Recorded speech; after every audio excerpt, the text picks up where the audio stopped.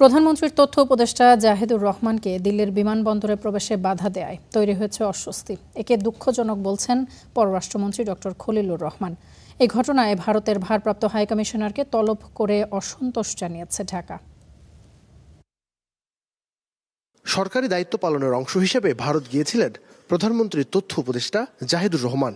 তবে দিল্লি বিমানবন্দরে তাকে দীর্ঘক্ষণ বসিয়ে রাখেন দেশটির ইমিগ্রেশন কর্মকর্তারা।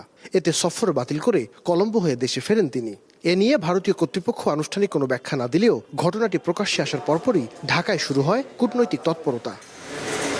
পররাষ্ট্র প্রতিমন্ত্রী বলছেন, এই ঘটনা কোনোভাবেই প্রত্যাশিত নয়। সংগ্রহ করা হচ্ছে বিস্তারিত তথ্য।